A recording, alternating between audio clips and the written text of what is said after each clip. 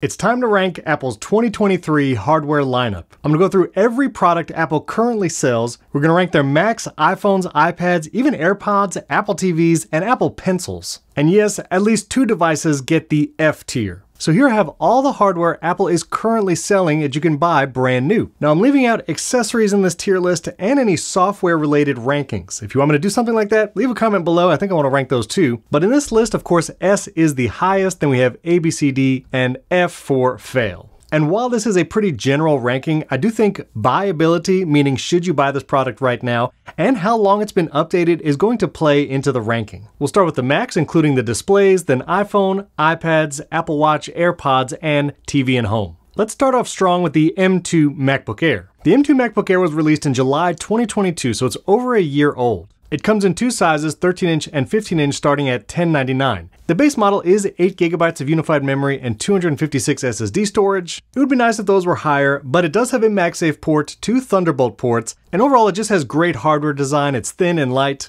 But I do have to take some points off because this is an M2 and we already have M3 MacBook Pros on the market. That means this laptop is probably going to be updated very soon. Now, if you're in the market for a MacBook Air, maybe an M3 or M3 Pro doesn't matter as much. So if you want to get one this holiday season, it's not a bad purchase. But if you can wait a little while, an M3 MacBook Air is surely on the horizon next year. So for that reason, we're going to put MacBook Air in the A tier. It's an excellent piece of hardware, but M3 is going to be coming soon, and it's over a year since it's been released. Next, believe it or not, Apple is still selling the M1 MacBook Air, and they're doing this because they need to reach that $999 price point. I get it, Apple needs a sub $1,000 laptop, but this laptop was announced in November 2020, so it's over 3 years old. There's no MagSafe, there's only 2 Thunderbolt ports, so whenever you need to charge, you basically have a 1-port laptop. I imagine once the M3 versions of the MacBook Air comes out, this M2 chip will slot under the $999 price. And if you're looking at a MacBook Air, it's only a $100 difference from the M1 older style to the M2 newer style MacBook Air. So while the M1 MacBook Air was a great laptop and that processor is still plenty powerful for its age and likelihood to go away very soon, I'm gonna give this a pretty low tier, D tier for M1 MacBook Air. Up next we have the M3 family of MacBook Pro. This hardware is amazing. The Space Black and M3 Pro got me to upgrade from my M1 Pro. But this laptop is incredible. Not only is there crazy performance gains, especially in the M3 Max category, but the design of this laptop is still great. It actually has ports like 3 Thunderbolt ports, a headphone jack, HDMI port, an SD card slot. And if you were in the market for a MacBook Pro, I mean, now is the time to get it. This is a great upgrade cycle and the hardware is just awesome. I have to give the M3 MacBook Pro S tier status. Updated alongside the new M3 family of MacBook Pros was the M3 iMac.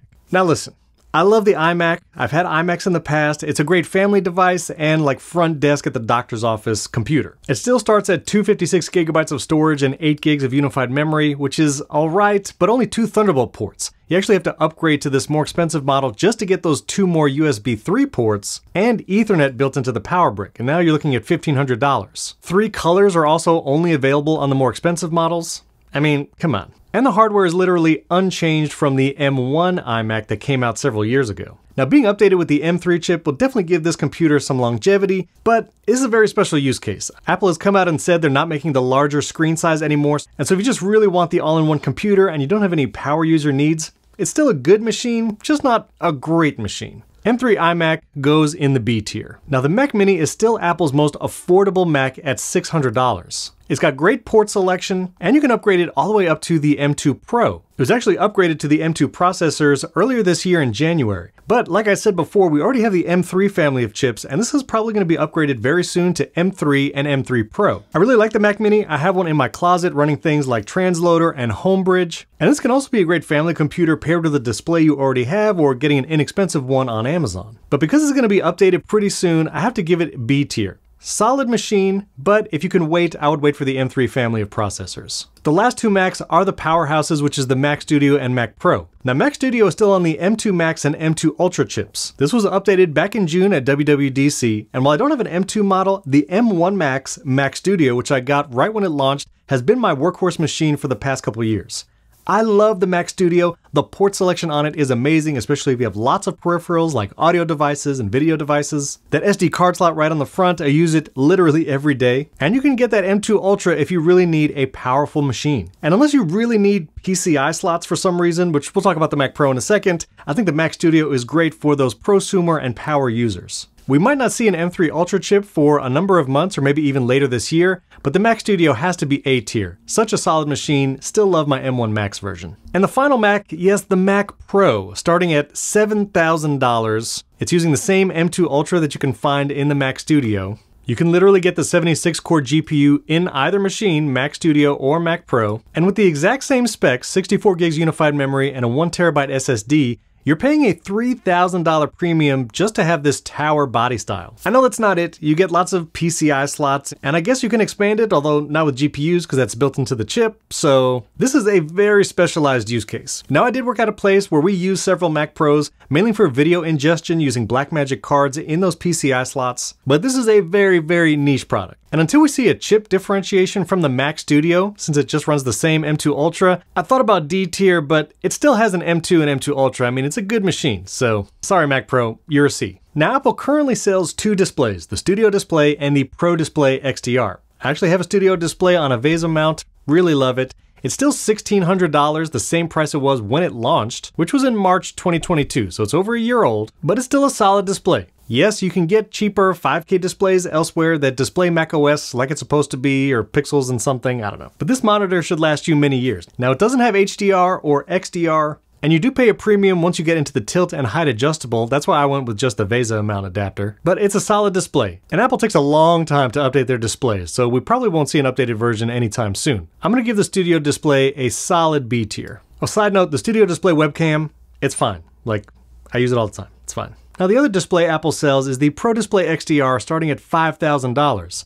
I thought this image was wrong for a second, but then I remembered they don't sell it with the stand included. To get a stand for your Pro Display XDR, reminder, is $1,000. This is a 32-inch 6K XDR or HDR display, and it's probably one of the best displays you can get if you need a reference monitor or something like that. This came out with the updated Mac Pro in 2019, so this is 4+ years old. Like I said before, Apple takes forever to update their displays, so whether or not this is going to see a Gen 2, who knows? But obviously, very expensive, doesn't include the stand, very, very small audience. It's a great display, but because it's 4+ years old, I'm giving it C tier. Now let's talk about a category near and dear to my heart, which is iPads. I use my iPad all the time. I edit podcasts on the iPad with Apple Pencil. I'm not one of these, my iPad is my desktop computer, but I do use it all the time. I love my big 12.9-inch iPad Pro, and yes, even my iPad mini. But this year, 2023, Apple updated no iPads. There was no refresh even on the base model iPads, or the mini, or the iPad Pro. First up is the M2 iPad Pro. Starts at $800, you can get it in the 11-inch or 12.9-inch,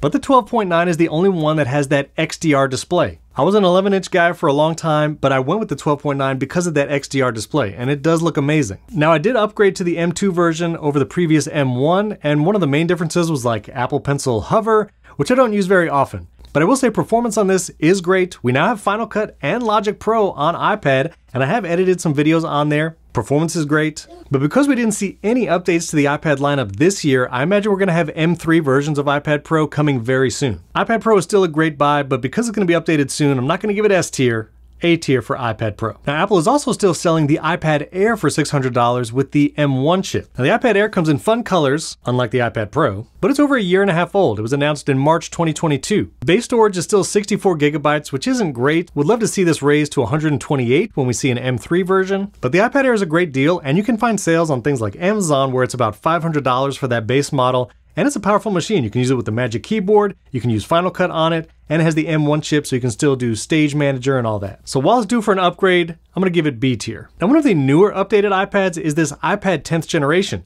It's got the webcam in the quote-unquote right place, meaning the long horizontal side. It has USB-C, so thumbs up, but we have this very strange Apple Pencil situation now where it works with the Gen 1 with an adapter, and now we have a new USB-C version of the Apple Pencil, but it doesn't have all the features of the other ones.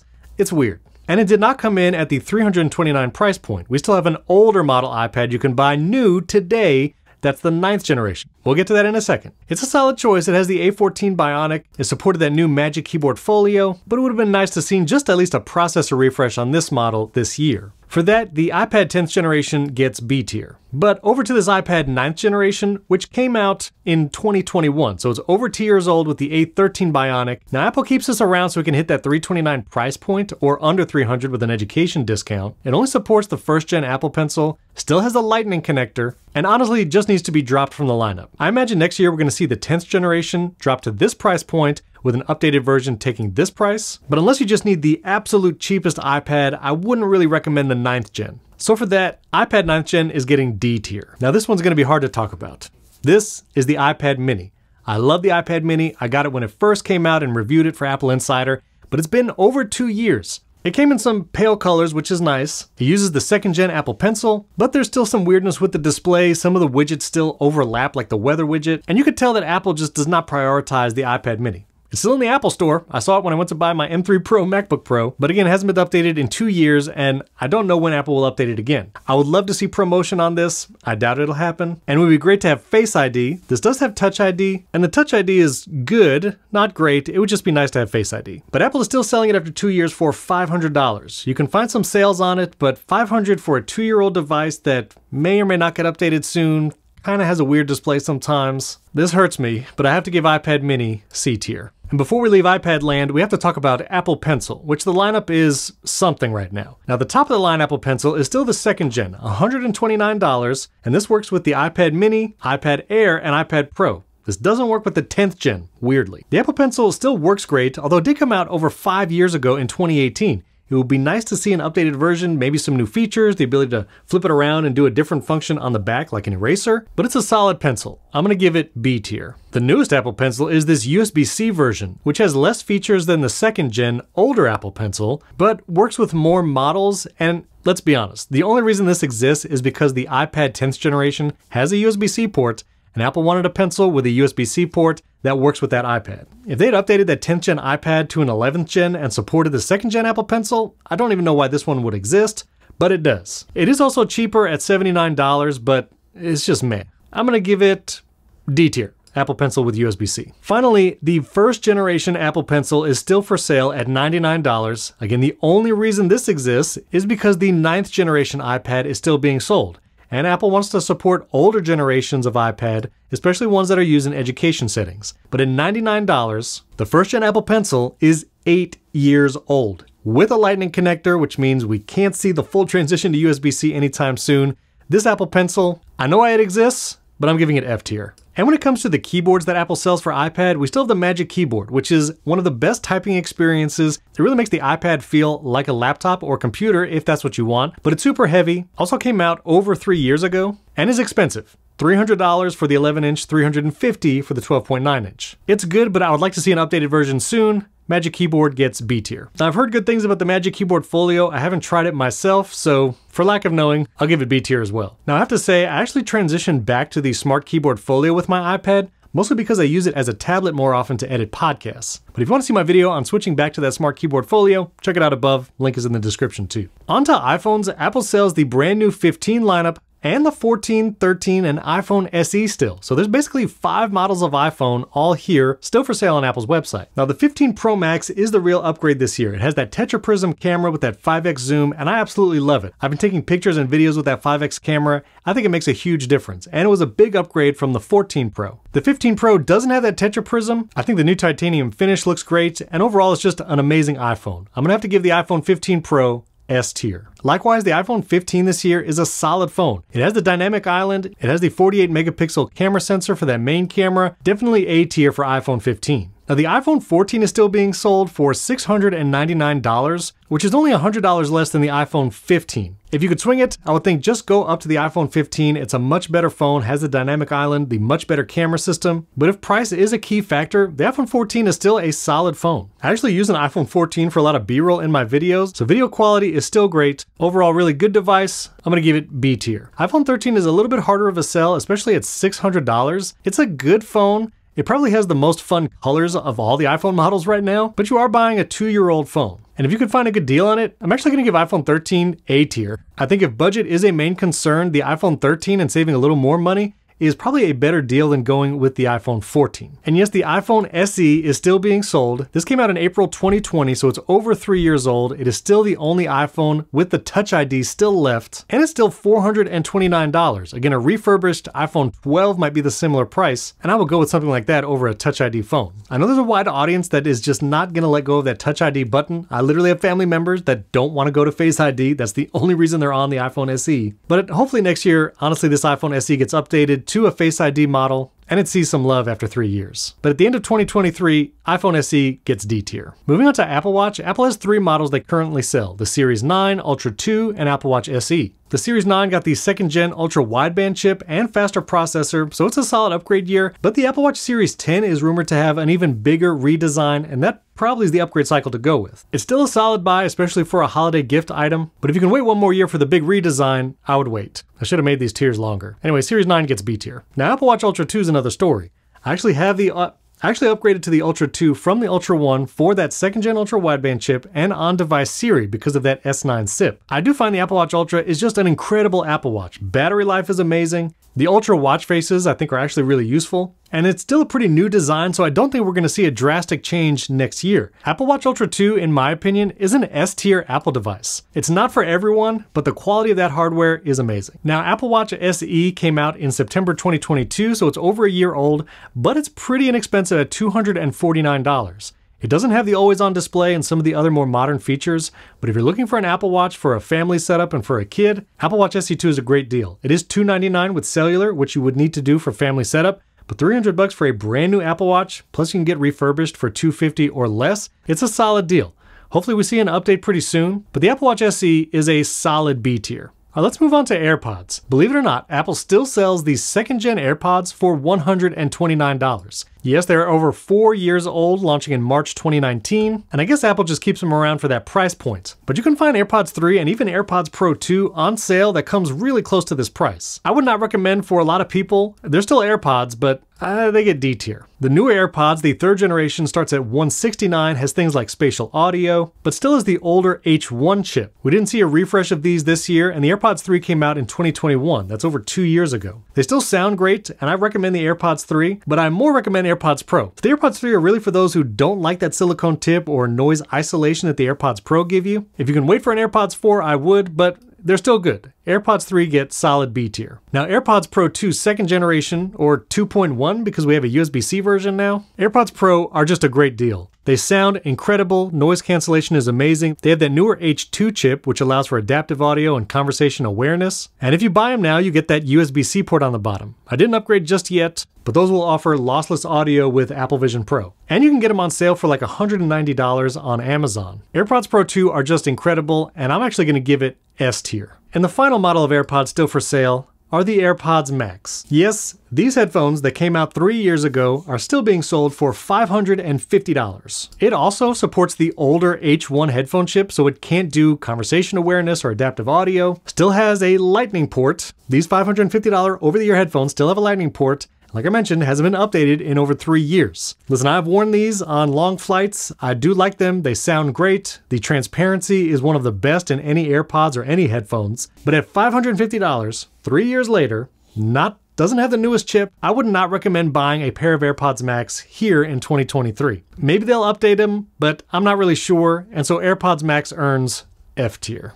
All right, final device is the Apple TV 4K. I love my Apple TVs, I have them everywhere. It's a little weird that there's a Wi-Fi and Wi-Fi plus Ethernet model that's only a $20 difference. And if you want things like Thread for your smart home, you have to get the more expensive version. I think this price split is just weird, but the Apple TV 4K is still great. Just go with the more expensive model, you'll thank me later. HomePod 2, I'm glad they brought it back. Still $300. It was launched earlier this year, so it's not even a year old yet. I still think they sound great. I use a stereo pair here in my studio, and you can pair it with your Apple TV 4K for really good sound. While their future may be unknown, I do really like them. I think they get a solid B. And finally, HomePod Mini. This is a tough device. It's $99, and for that, it's a great value. You get Thread for your smart home, it can be your home hub, you get temperature and humidity sensor, plus it has that ultra wideband chip for like AirPlay handoff, and it comes in fun colors. But it was announced in November 2020, over 3 years ago. Has not been updated since, and I imagine we'll see an updated version soon. But again, at $99, one of the most inexpensive pieces of Apple hardware you can get today, I think this is actually a great deal.